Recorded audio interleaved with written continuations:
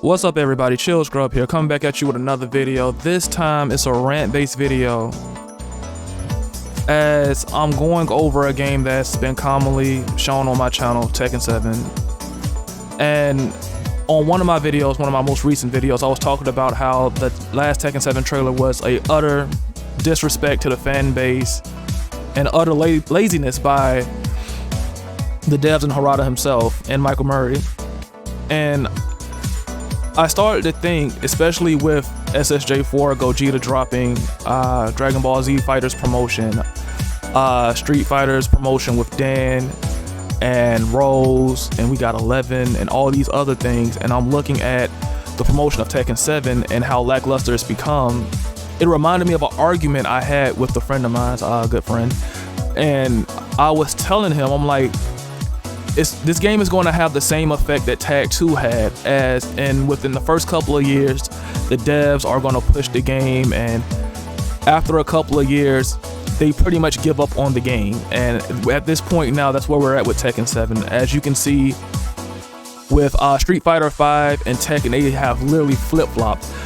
Street Fighter 5 had a horrible release and is at just now hitting 4.1 million sales, as in Tekken 7 has hit finally the barrier milestone of 6 million. The only thing that beats that is T3. And the problem is, as Street Fighter progresses, it gets better and better. Like, if you play Street Fighter 5 Vanilla and you went back and played if you play Street Fighter 5 Vanilla and you played Street Fighter 5 Champion Edition now, you would swear they're two totally different games. Minus when you play Tekken 7, most people, more often than not, they rather play Season 2, Season 1. Season 3 was atrocious. That was a complete dumpster fire. Season 4 is trying to get better, but the lack of promotion, especially with the slap in the face with the last character, which isn't making it any better. And with that being said, I'm really trying to understand the mindset of the devs, because as a person that used to play the game all the time, I used to champion Tekken. I really did. At one point when I was playing T6, Tag 2, I love those games to death. I played them a lot. Definitely Tag 2 more than T6, but I played a lot of Tekken. And even in Tekken 7, the first 2 seasons, I was very much into the game, and then it died. It just died to me. I'm like, the developers are not listening to the problems of the customers. The game is still plagued by the same problems it's been plagued with since Season 1. Inadequate nerfs to overpowered characters, netcode issues, poor customization, lack of options for casual players, no online practice mode, and we're just getting frames. We just got frames in Season 3. And when they did patch the netcode, you can only tell the difference for up to like the first month, and then after that, it completely went back to the way it was, if not even worse. Now, in Street Fighter 5's regard, it does still have a terrible netcode, but it listens to its customers. When it comes down to the legacy characters they put in the game, they give people what they ask for, and people are genuinely excited to play the game. I was glad when I saw Dan. I was glad when I saw Rose. I was glad when I saw Gil. When Tekken 7 put characters in the game, they put characters nobody wants. The next character that's introduced, we don't even know what the character does.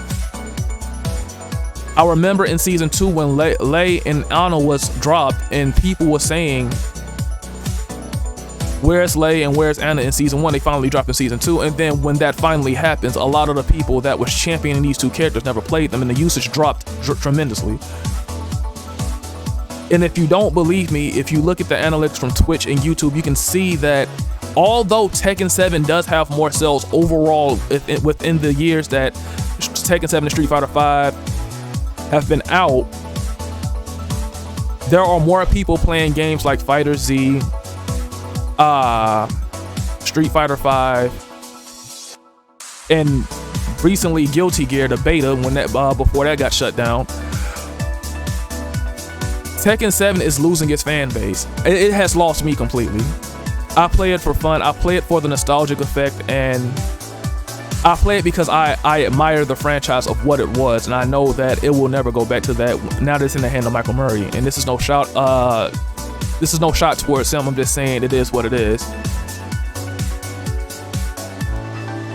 The fact that Tekken 7 it refuses to listen to the fan base, or it listens to the wrong consumer base. When we got Leroy is broken. He still is broken. It took to the communities to put their foot in Harada's ass to fix that. Bakaram is the same thing. Every time that Harada or Michael Murray receives flack for some bad ideas, they take to Twitter, make bad comments, and then it blows back up in their face. Street Fighter V, they do the same thing. They get mad, but they at least try to fix the problem or remedy the problem or give the customers what they want. You can call it fan service or whatever, but that's the reason why Capcom is Capcom and Namco is Namco. The reason why people keep asking for a Tekken 8 is because Tekken 7 is dead. A lot of people that champion Tekken 7 still, they believe that this is the most popular fighting game. It's just not. It's just inaccurate. From a person that plays Street Fighter religiously, and I played Tekken religiously, I can see the difference. I always post a question to people when they champion Tekken 7, or they think that Tekken 7 is one of the most iconic fighting games. And it's definitely a AAA fighting title, but it's just not the best. Why would it need to adopt guest characters from the opposition? Why would it get characters from KOF and Akuma? And even with that being said, people still rather play their origin games than play Tekken 7. And I know I said something earlier, I'm about to go back to that right now. At this point, it's people like the heavy content creators like Cuddlecore, Shadow20Z, Knee, Pork Chop, MICATL. These are the people, every time Tekken comes out, once the game dies, they put the game on its back. Now, with that being said, Tekken 7 has the most online notoriety that it's ever had. Tag 2 doesn't come close, T6 doesn't come close, so it's definitely in the esports high shine, but at the same time, it's still the core community that's holding the game together. They're not getting, well, the Tekken 7 community is not really getting any help from the devs. When you look at Street Fighter, they're always pushing that product. They're always doing it, no matter what, they're pushing the product. When it comes down to Tekken 7, it seems like an abandoned effort. When you look at Fighter Z, they are always pushing that product. They are giving people what they want. When I first seen Fighter Z, I was like, I would never touch that game. And then I finally touched the game, and I'm like, wait a minute. This game isn't half bad. I played it some more, and I realized it's a really good game. It has its problems. I mean, like every other game, you know, tier list, certain characters are borderline broken, cough cough UI Goku. But the balancing, it seems to be pretty okay to me. I mean, it's not that bad. And as I said earlier, they keep adding to the game. Tekken 7 has been stagnant for the last 2 years, and people don't want to agree with me when I say this, but if you look at the metrics and look at what it is, the game is stagnant, if not declining. There's a big reason why there's a lot. When you look at Twitch, it's predominantly Street Fighter, Fighter Z that are controlling, or Smash that are controlling the FGC player base. And it's only like a 1.7K on a normal day that are playing Tekken 7. So it begs the question, what does Tekken do now? Because as of right now, even though Tekken 7 still leads in sales in comparison to Street Fighter, it's getting blown out the water as the years progress. The balancing issues with Tekken 7 is a major problem too. They just don't fix anything. The same characters are top tier and still broken as ever, and they're one of their remedies for fixing the problem is, you know what? Instead of nerfing the character, we're gonna make everybody else stronger. It's just like the damaging issue. In T3, it was rampant. Like, I said T3. In season 3, it was rampant. Like, everybody had insane damage. In T4, they tried the remedy by making the health bars a little bit larger so people can take a little bit more damage. But it's still a touch or a launcher, Oki, another launcher, and dead. That's pretty much what it is. I don't understand Tekken's logic when it comes to things like that.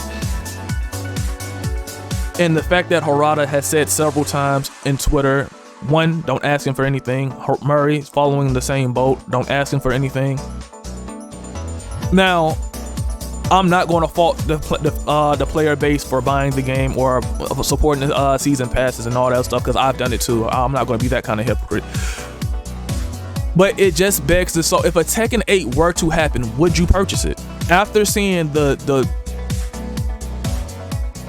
I would say mediocre game that T7 was, I'm not going to call it a outright bad game because it had 2 solid years with me where it was okay at best.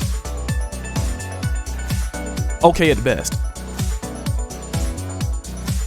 And another problem about the Tekken 7 community, or the Tekken community as a whole versus other fighting games, Fighters is global. Street Fighter 5 and Street Fighter in general as a franchise is global.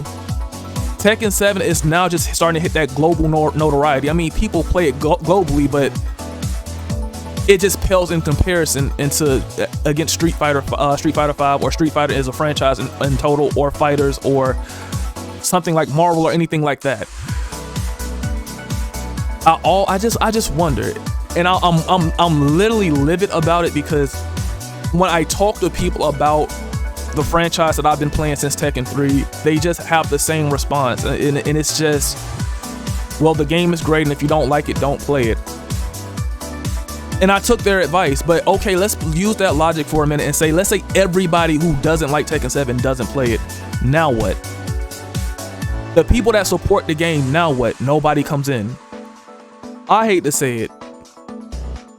Tekken 7, dead. And to me, the probability of you getting a Tekken 8 is highly unlikely. Again, I always ask the questions. When Season 1 dropped, well, when Season 1 first started, when we first saw Tekken 7 originally drop, and I was like, 2D characters, 3D game.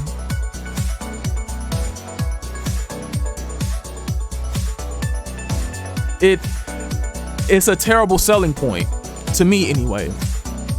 Maybe I'm missing something. I'm not a marketer or anything like that. I don't market the game. I'm not one of the business execs. I don't do none of that. But I must be missing something. Because to this day, there has not been a Tekken character in a Street Fighter game besides Tekken X Street Fighter. But a Street Fighter exclusive game, there has not been a Tekken character.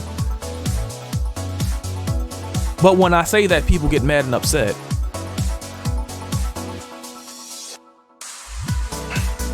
Another problem what I see with the Tekken community, and I mean, it's in every fighting game, but it's rampant in Tekken 7. It's accessible to new players, but in the wrong way, if that makes any sense. It's like pretty much saying they dumb down the game, just like they dumbed down Street Fighter 5, and and as you can see, Fighters is definitely a easier game than probably like Marvel 2 or Marvel 3 or the first Marvel. But at the same time, the fan base are so unwelcoming to new players, and I'm just as guilty, because for all the things I'm saying, I cannot stand the new mechanics that are in the game. And the problem with the new mechanics is they're trying to fit into a 2D like play. To me, it feels like Tekken 7 is a 2D based game. You can't move at all. You have power crushes, you literally have supers, you have EX moves, which are rage drives. It's a 2D game. It's a 3D game trying to play 2D. And I just don't agree with it. I mean, people, you can say what you want. You can say, well, Tekken 7 is this and Tekken 7 is that. But overall, I just think Tekken is dead, and I don't think you're gonna get a Tekken 8. And if you do, I hope they learn from what happened with this game and don't repeat it. But I want to hear more about what you have to say about the game, and if you want to chew me out, go ahead, chew me out in the comment section. Make sure you subscribe to the YouTube channel. Follow me on Twitch. Follow me on Twitter. Everything is the same, the Chill Scrub, except the Twitch. Just add a 1 on it because the original account got deleted. With all that being said, I will catch you on stream later on today. And peace. Have a good one.